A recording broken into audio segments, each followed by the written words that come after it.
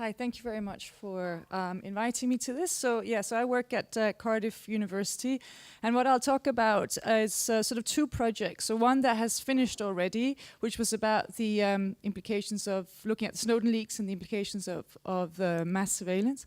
And then the second bit, which is kind of how we feel the debate is moving, which is towards this idea of data justice and this new lab that we founded called the Data Justice Lab at Cardiff University. But I'll just start talking a little bit first about this project that we finished last year, which is a 2-year project that looked at digital citizenship and surveillance society. So the starting point was to explore the implications of the Snowden leaks from the perspective of digital citizenship, recognizing that, as was mentioned, more and more of our sort of social and political and cultural participation in society is digitally mediated in one way or another. And that's often been very celebrated. We have ideas around citizen journalism, digital activism, e-government, these types of ideas that sort of suggest that we are, through these digital technologies, able to participate in more decisions that govern our lives. But that the Snowden leaks complicate this picture, because when we engage in our digital environment, we now have to recognize that we not only are active citizens, we are also monitored citizens. We are categorized, profiled, and so forth when we engage in our digital environment in this way. So we wanted to think about, what does this mean then for this idea of digital citizenship? And we did that by looking at how the Snowden leaks were covered, and surveillance more broadly were covered in news media. And this is, I should say, from a UK, in a UK context, which may be quite different, I understand, from other parts of Europe, but there might be some overlap as well. We also then wanted to look at public knowledge and also implications for political activists, these Snowden leaks. And then also the sort of policy debate and reforms that happen in the immediate aftermath of the Snowden leaks, and what kinds of shifts we saw also in discussions around technology, particularly within technical standards bodies, who all of a sudden had to recognize that what they did had political significance. So just quickly, just to say a little bit why the Snowden leaks, I think, are significant, even though it's almost 4 years ago since they were first published. But they provide a very kind of historical moment to some extent, because they provided unprecedented insights into the extent to which this data-driven digital economy that we have is actually increasingly being used also for governance purposes, meaning that the types of surveillance that was revealed in the Snowden leaks was big data, if you like, data-driven surveillance. So this type of governance is dependent on a particular political economy of technology, one that's based on the ability to collect and analyze massive amounts of data on people. And the second thing that is important about the Snowden leaks is that the infrastructures that where data is being generated are everyday communication technologies amongst ordinary citizens. So it's our social media activity, our mobile phones, our browsing history, and so forth that gets collected here. And that implicates us as citizens in quite complex ways, right? And some people have described it as participatory surveillance, because it is data that we actually more or less voluntarily generate in some ways. So it's a complex interaction we have with the state in this way, and the surveillance infrastructure complicates this. So what has been the response? Well, just quickly, I'll just run through some quick overview of some of the findings. I'm going to rush through this, unfortunately, so bear with me. But just the media coverage bit was just that we looked at British newspapers and examined how they covered the leaks and surveillance. And we found that, perhaps unsurprisingly, the dominant framing was that this type of surveillance is justified or necessary. It favored opinions that argued for what we might think of as the normalization of mass surveillance. This is a necessary aspect of our societies today, framed around this idea that it is necessary because it's there to counter terrorism. So this security sort of dominated discourse, and particularly what we would think of as a state-defined understanding of security, meaning it's about protecting the state, versus, say, human security, which might suggest other things like our ability to participate autonomously in society and so forth, right? But this was a state-centric understanding of security that justified the need for mass surveillance that we saw in media coverage. And the consequences for citizen rights, as we're talking about today, was largely, well, marginalized and more or less invisible in a lot of the media coverage that we saw. So when concerns were raised, it was predominantly actually about political leaders being spied upon rather than citizens, ordinary citizens, being under surveillance. So our conclusion was that media coverage contributes to justification for mass surveillance. And this quickly on the technology side of things, we saw that there was a recognition amongst technical standards bodies that standards are political, and there has been now developments in particularly around privacy by design and privacy enhancing technologies and so forth, partly as a result of the Snowden leaks, but that there are some structural complexities there to actually overturn some of the ways in which these standards are decided, because there's such a dominant state business or the interests of state and business are so dominant within these different bodies that it's difficult to overturn the ways in which these standards are being made. And also in the policy environment, well, within the UK, and now actually we've seen it also replicated in other European countries, we saw that there was a moment where there was a recognition that policy reform is needed.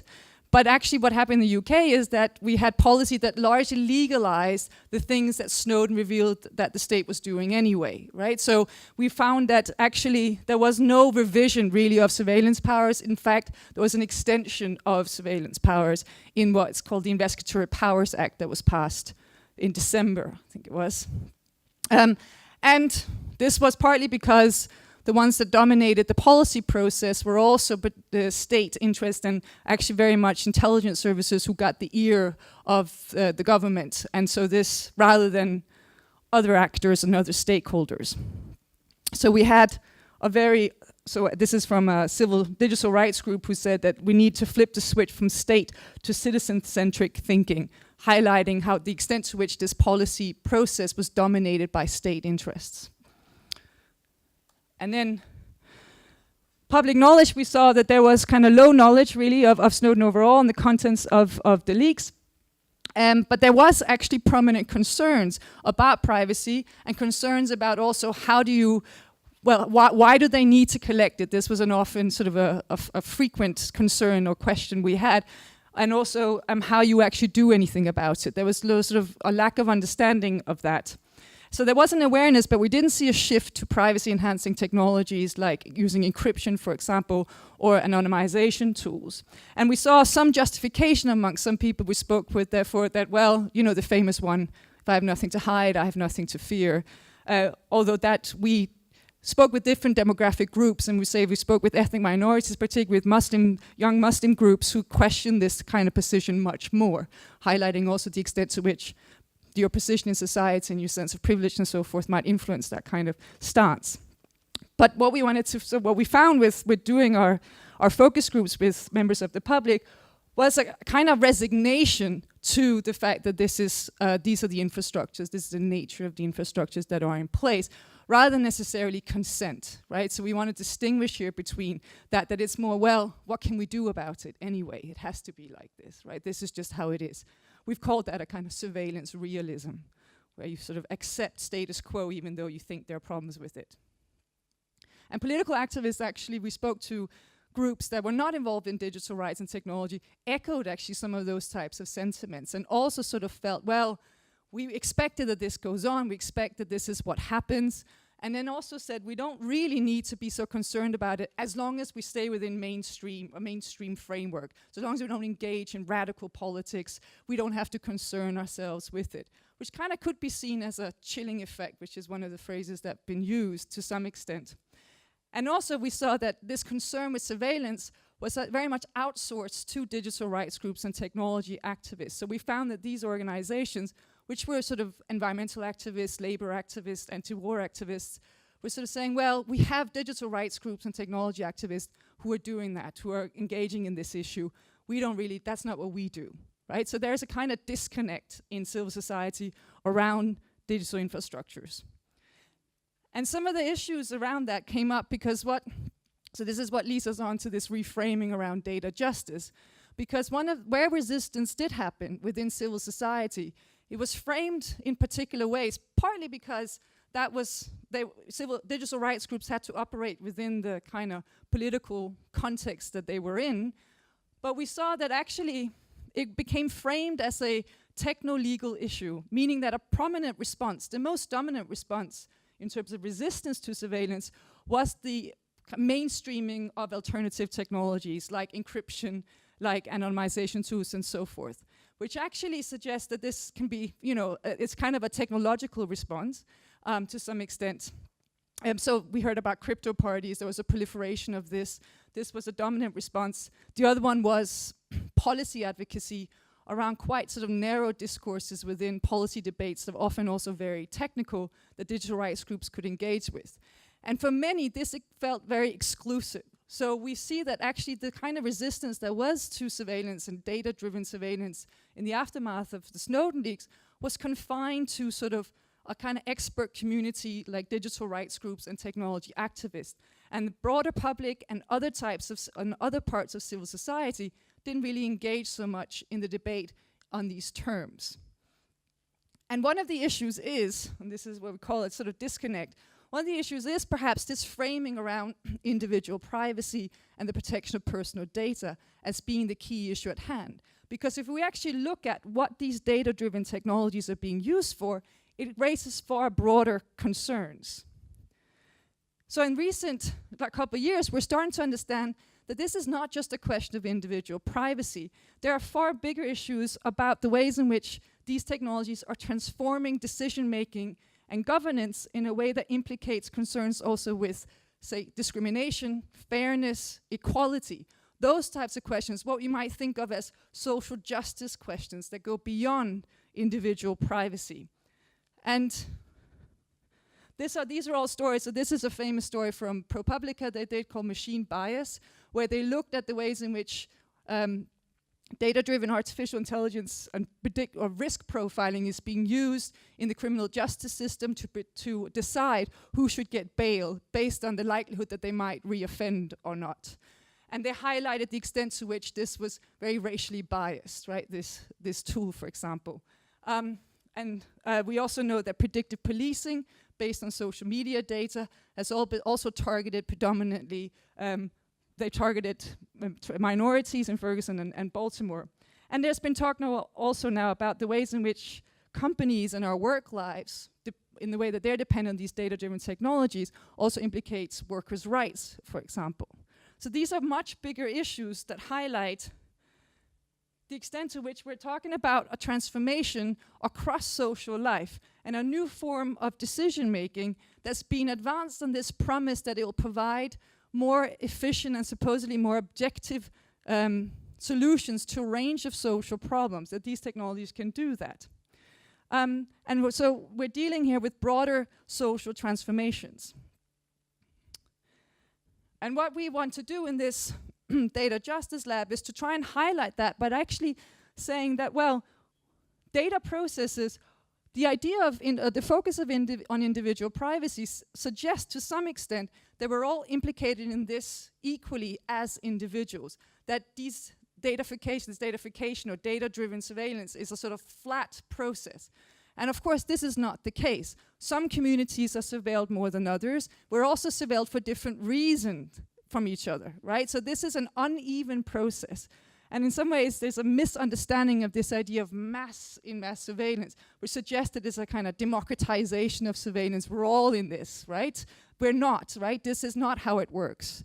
It's uneven. And also that these data processes can discriminate and exclude at all different stages of the process, whether that's because it's based on skewed data sets, whether the nature of the algorithmic design, so what is actually weighted in the design, and the nature of the output, whether that's a score or categorization or identification. And also that data processes create what we might think of as new stratifications of have and have not, meaning that they introduce a significant power symmetry between those who are able to have the resources to collect and profile others based on data versus those who are then subject to those profiles, who often are not aware why they're being profiled in the way they are, how they're being profiled in the way that they are, and don't have an opportunity to challenge it, right? So this is a new kind of power symmetry. Because often the ones who are carrying out this profiling and these risk scores and so forth are private companies, not very transparent or accountable companies. And also that this is part of advancing a politics that's based increasingly on this idea of prediction, and therefore that you can then preempt, right? And this introduces, based on data-driven processes, and this introduces a key sort of concern, I think, from a citizenship point of view, because we're increasingly being governed based on who we might be in the future, what we might intend to do in the future, or what we're predicted to do in the future, based on our digital engagement, rather than who we actually are and our lived experience. And this distance or gap between who we actually are and our lived experience versus our data double, as it gets called, becomes incredibly important and very political. And I think we need to think about that also from a citizenship point of view.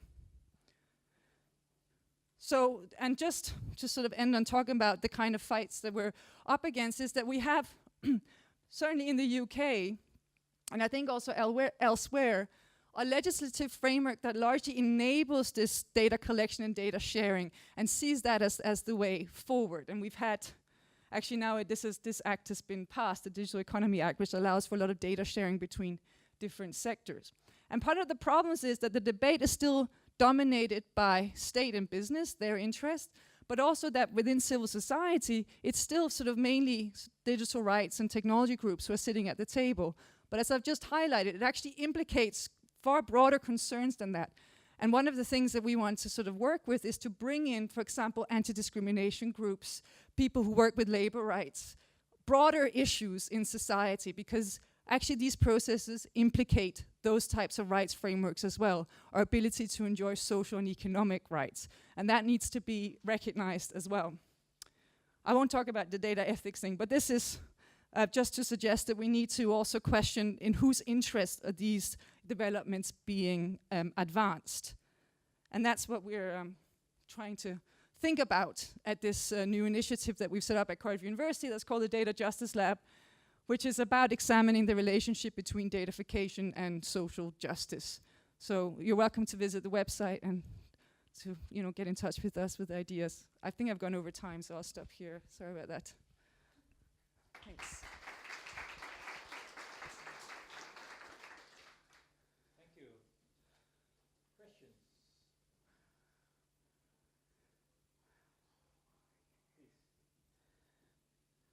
Thank you very much for just what you presented. It's super interesting. I always ask myself a question about mass surveillance and discrimination. Yeah. Because of course, it's targeted some groups, and there are the minority groups, and there are not the norm. However, it's also the case in non-mass surveillance, like in normal surveillance. Yeah. Surveillance, this was always the case. I mean, Yeah. the power and the surveyors were already targeting those minorities and the people against who could challenge their power. So, of course, it's like bigger amount of people and so on. However, I'm always wondering how would you respond to that? Like, Yeah. what is the difference? Because the old one was already discrimination. Yeah. No, but I think that historical perspective is very important because it also, because one of the responses to the Snowden leaks was that it's the mass surveillance thing that's the issue. If we can just get it to targeted surveillance, then we're fine. And of course, people who come from a historical background where they know that when we talk about targeted surveillance, it's frequently the same kind, it's about controlling certain groups within society, problematize that as a response from the get-go. So I think it's to highlight that mass surveillance is a continuation of still the targeting of particular groups in society, and but now with more advanced tools to do so. I mean, that's what David Lyon describes it as social sorting is really what we're talking about when we're talking about surveillance, right? Including mass surveillance. It's about categorizing people in particular ways. Yeah. Okay, another question? Yes. Okay. One moment, I can give you the mic. Thanks. I have a question on data justice. I was wondering to which extent does data justice apply to softwares like Cambridge Analytics, which studies the profiles of electors? Yeah. No, I think, I mean, from a citizenship point of view, that becomes an interesting case. It's not one that I'm an expert on at all. I only know what everyone else knows about it. It's kind of, I'm also a little bit hesitant to completely believe the hype. There's this idea that we're all being manipulated, by these rich people, and this is how it's being structured. But of course, it introduces questions around. I think more a sort of question around the type, how we get our information environment in general, and the type of information that we get, which will put us into certain groups, and then we're targeted because we're profiled in a certain way. So in that sense, it is about this. These uneven kind of processes as well, because only some people get targeted in different ways when we have this type of these types of companies in place, who are all based on targeted campaigning, right, within political campaigns. So I think it definitely forms part of it from a citizenship point of view, and I guess there will be some questions around discrimination in that as well, somewhere. But it's not an area that I'm know much about really. Okay, next question. One moment.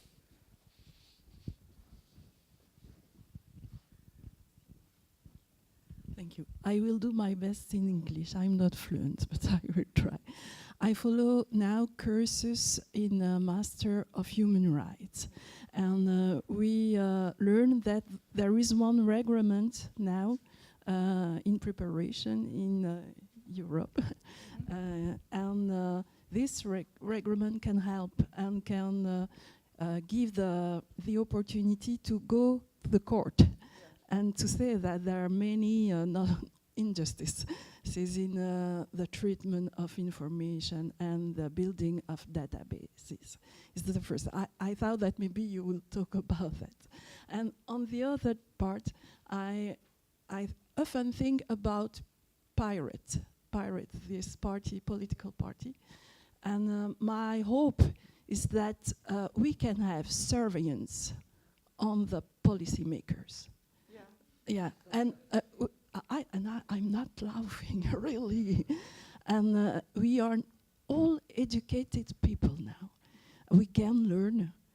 I'm not the young generation, but I think that I can learn day by day more in informatica, and I think that we have to control policy makers, and we have to make discrimination maybe about good and not good, and about just and not just, and about promises and effectiveness. Okay, I think we heard two questions. The first was about, I think, the General Data Protection Act that was voted last year in the European Parliament. Is this something, a guarantee? And the second one is very nice one. It's one of the oldest questions in political philosophy. Who guards the guardians? So can the digital tools help citizens to guard the politicians? Very interesting question. Your thoughts about that? I mean, this is not something that I can answer, really. I mean, on the first one, GDPR. So I don't come from a policy background at all, but there are, I think, already questions being asked about the extent to which that actually does tackle issues like discrimination. In fact, I have a colleague who's in Brussels, actually, who has been working on highlighting the extent to which issues of discrimination are not covered in this GDPR. And I think actually one of the issues is that it's still our framework for policy around rights and so forth is very much based on the individual still. And perhaps we need to think about it differently. I know there was a publication that came out last year or this year, I think, on group privacy, for example, who particularly trying to address this issue of that we have individualized rights frameworks that are not suitable for the way in which we're actually being categorized and sorted in these types of systems. So perhaps we need something else to develop that further. And perhaps that does need to draw on precisely people who come from other types of backgrounds that work with communities who are often discriminated against or who often can't participate fully in society, to feed in on some of that, because they should be part of the discussion. So it shouldn't just be digital rights experts sitting at the table. Then on the bit of, I don't really understand the question. So who should be controlling the policymakers? Is this the question? Yeah, okay. I don't. I'm trying to think how that links with, because this is a question of democracy. No, I mean. Maybe it's good that citizens are watching politicians in the way they are watching citizens. Ah, okay. So like a surveillance type idea. Yeah, yeah. Of course, I think we're going to hear about ways in which we can make the democratic or the policy making process more transparent and more participatory, if that's what you mean. Yeah, I think so. I think policy can only go so far. I think we also need to address other questions like ownership of these infrastructures, for example, and the way that our governments are teaming up with different companies to do this. The types, if we look at what was revealed in the Snowden leaks, this was not state surveillance, this was state corporate surveillance, right? This type of surveillance exists because we have corporations whose business model it is to develop these systems in this way, and to also make them not transparent because of these proprietary algorithms that control them. So as long as we have that, policy can only do so much, right? I think we need to also think bigger picture sometimes. Yeah. Talking about data justice, do you think that a judge, it would make sense that he makes use of an algorithm?